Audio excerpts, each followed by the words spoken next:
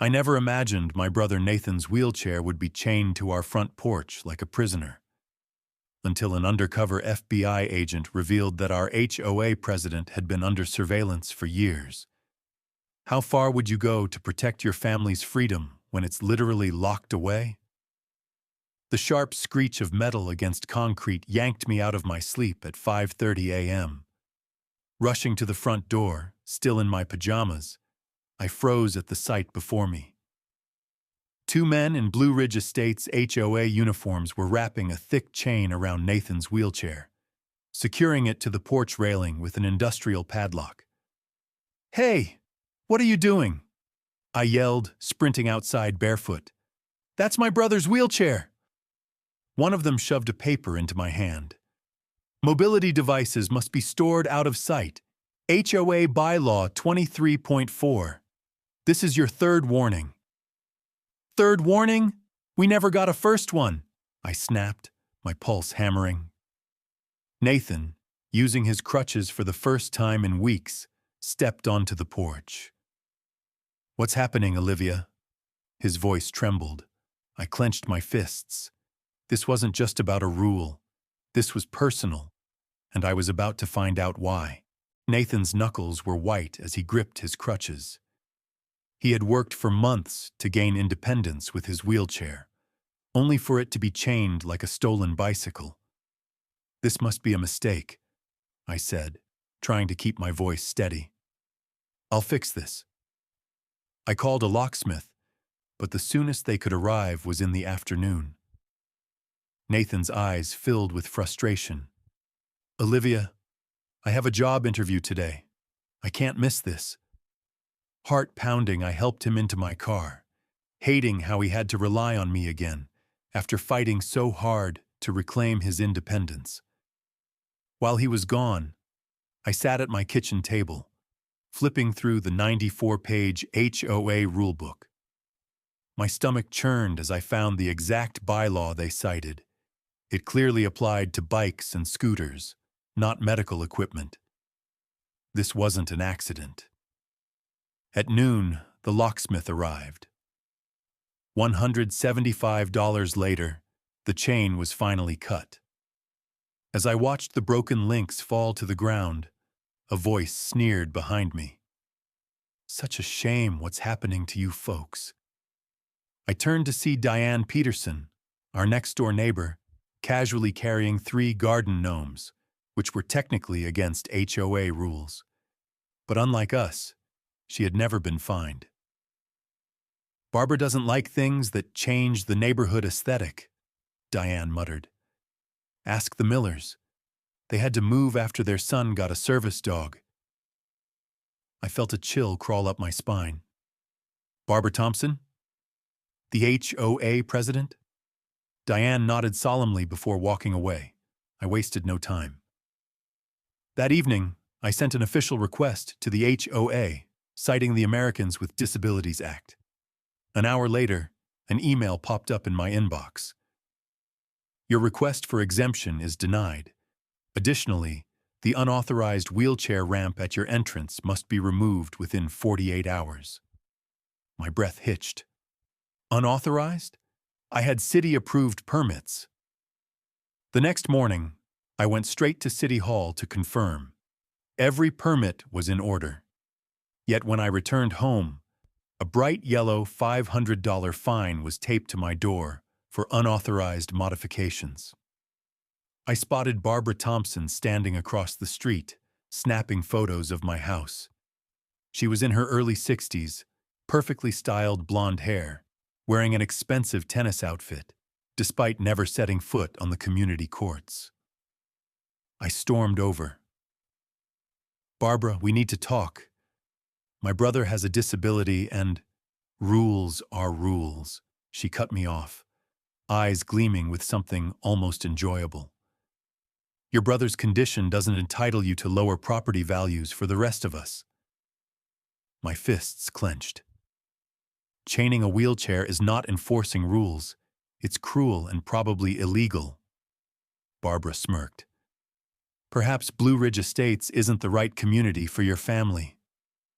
As she walked away, I noticed something chilling. She ignored the Petersons' holiday inflatables still up from last Christmas, and the Rivera family's boat illegally parked in the driveway. My gut twisted. This wasn't about rules. This was about power. And Barbara was willing to destroy anyone who got in her way. That night, I barely slept. Something wasn't right. Barbara wasn't just enforcing HOA rules, she was targeting us. But why?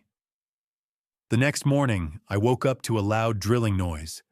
Rushing outside, I froze. Two men in HOA uniforms were installing a security camera on the street lamp facing my house.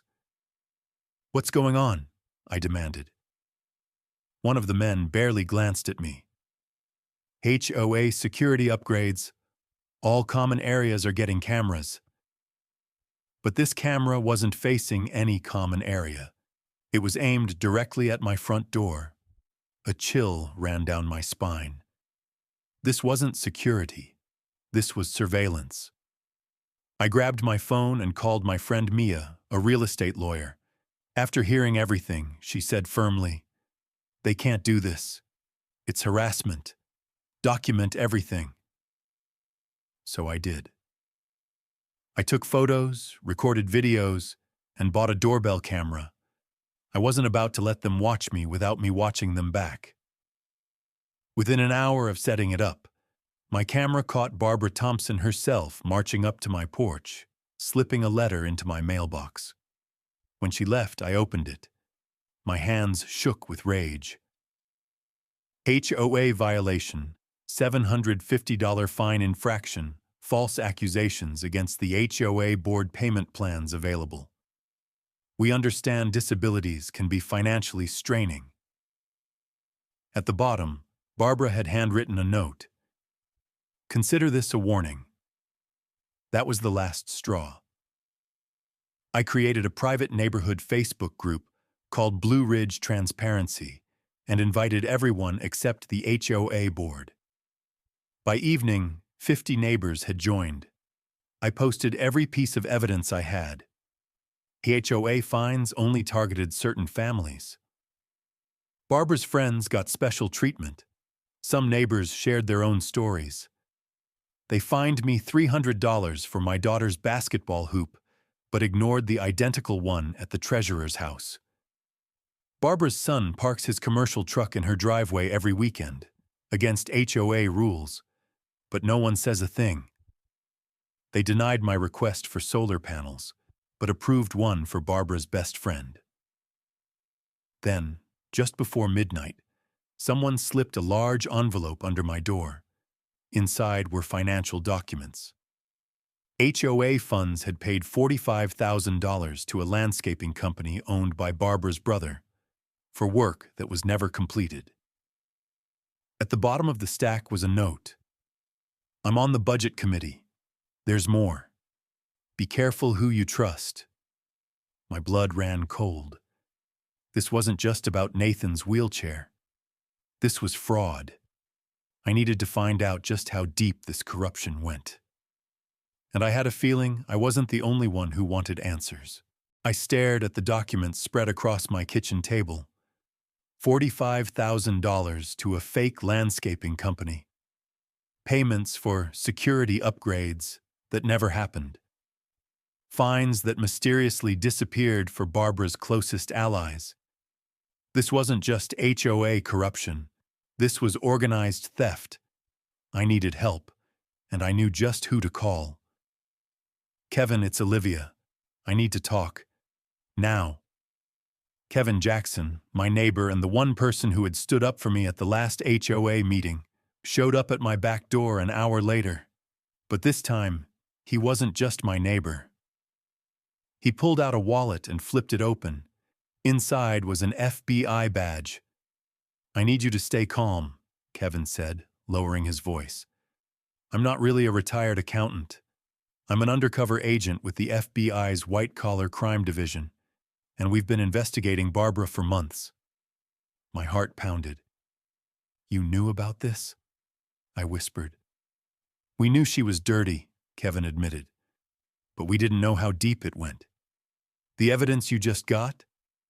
That's the missing puzzle piece. I looked at the documents again, my hands shaking. This wasn't just about my brother's wheelchair. This was about years of financial crimes, hidden behind HOA bylaws and fake fines. Kevin leaned forward. We need you to help us build the case. Barbara thinks she's untouchable. If you can get her to talk, we can take her down. I swallowed hard. Was I really ready for this? Then, from down the hall, I heard a quiet thud. Nathan, struggling to get into bed without his wheelchair. My decision was made. I turned back to Kevin. Tell me what I need to do. The next morning, I played my part. At the emergency HOA meeting, Barbara stood at the front, all smiles, announcing a special assessment fee for more neighborhood upgrades. I stood up. I'd like to discuss the illegal chaining of my brother's wheelchair. Barbara's smile vanished. That's not on tonight's agenda, she snapped. I stepped forward. Neither was the $50,000 missing from the clubhouse renovation fund. But I think the community deserves to know where their money is going. A murmur rippled through the crowd. Some people looked shocked. They had no idea. Others just looked scared. Barbara slammed her gavel. Enough! This meeting is adjourned! But as people filed out, she stormed up to me. You've made a huge mistake, she hissed. You're about to learn what happens to people who don't fall in line. I pressed the hidden recorder in my pocket. Is that a threat, Barbara? I asked calmly. She smiled. That's a promise. I had everything I needed. And Barbara Thompson was running out of time. I drove home gripping the steering wheel so hard my knuckles turned white. Barbara's words echoed in my head. That's a promise. I wasn't just dealing with a corrupt HOA president anymore. I was dealing with someone dangerous. Kevin, I got it. The recording. His reply was instant. Don't go home. Wait 30 minutes. That's when I saw it. Headlights in my rearview mirror. A black SUV following me. My heart pounded. Was it Barbara? One of her board members? I made a sharp turn. So did they. I sped up. So did they. I wasn't imagining this. At the next intersection, I made an impulsive choice. I pulled into a police station parking lot. The SUV hesitated. Then, after a few seconds, it sped away. I sat in my car, breathless. Barbara wasn't just trying to intimidate me. She was watching me. I called Kevin again. I think she just tried to follow me. Silence. Then his voice was dead serious. Meet me in 1 hour, and bring everything you have. I met Kevin in a dimly lit parking garage downtown. He wasn't alone. A tall woman in a suit stepped forward. Olivia, I'm Agent Reynolds, FBI Fraud Division. Kevin motioned for me to hand over the documents and the voice recorder. This is what we needed. Proof of civil rights violations, fraud, and intimidation. I played the recording. Barbara's voice filled the air. Your brother's wheelchair was just the beginning. Keep pushing, and you'll find your car towed, your trees cut down, and fines you can't possibly pay. Agent Reynolds' expression hardened. That's extortion. Then, the next part. People like your brother bring down property values. I got rid of the Gonzalez family, and old Mrs. Wilkins the same way. Kevin shook his head. That's discrimination. That's a federal case. I exhaled. Finally, proof. Agent Reynolds turned to me. We're getting a warrant, but we need one last thing from you. I tensed. What? Kevin's eyes were serious. Barbara is getting nervous. She's going to try to cover her tracks. We need to catch her in the act. I hesitated. You want me to go back? Agent Reynolds nodded. You've already got her rattled. She'll act recklessly, and when she does, we'll be ready." I swallowed hard. This was bigger than me now. I thought about Nathan, about how he had struggled to hold his head high after losing his independence. This wasn't just about us. It was about every family Barbara had bullied. I looked at Kevin. "Tell me what to do." I drove back into Blue Ridge Estates with my heart pounding. This was it. My last move before everything came crashing down on Barbara.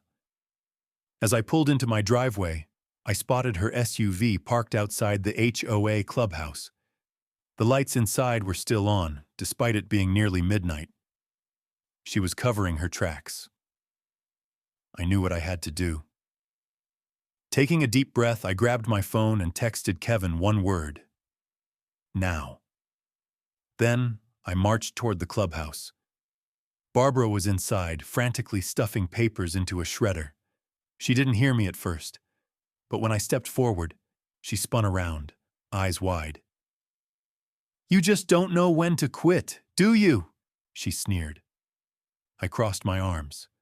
Funny, I was about to say the same thing.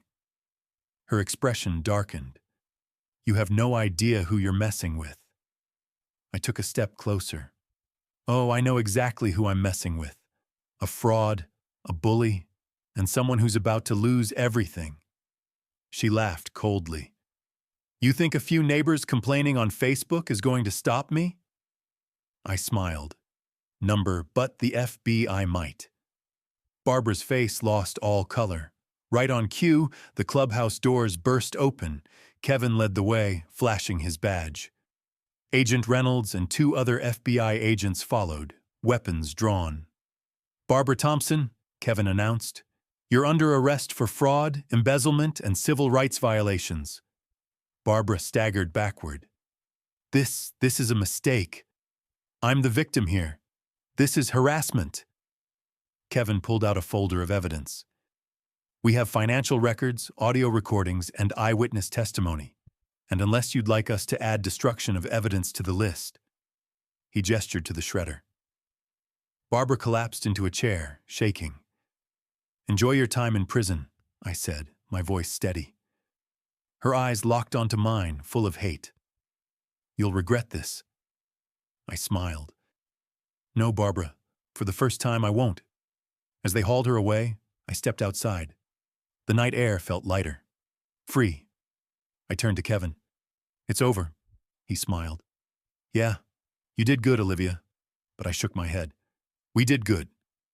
Then, from down the street, a familiar voice called out. Nathan. He was on the porch, watching everything unfold. And for the first time since this nightmare started, he smiled. The next morning, everything felt different. For the first time in months, I woke up without the weight of fear crushing my chest. No HOA threats, no fines, no Barbara watching from across the street. It was over. I stepped outside and saw something that nearly brought me to tears. Neighbors were gathering, talking, laughing, without fear. The Facebook group had exploded overnight. People sharing their own horror stories and relief that Barbara was finally gone. The community was coming together. Nathan rolled up beside me, his wheelchair moving freely on the porch. "She's really gone?" he asked. I nodded. "She's facing federal charges. She's never coming back." Nathan let out a long breath. "Wow." Then he grinned. "Guess that means I can finally leave my wheelchair on the porch." I laughed for the first time in weeks.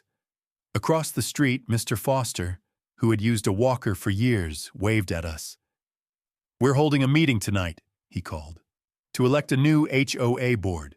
You coming?" I hesitated. "I don't know if I—" Mrs. Garcia, another neighbor, cut in. "You fought harder for this community than anyone.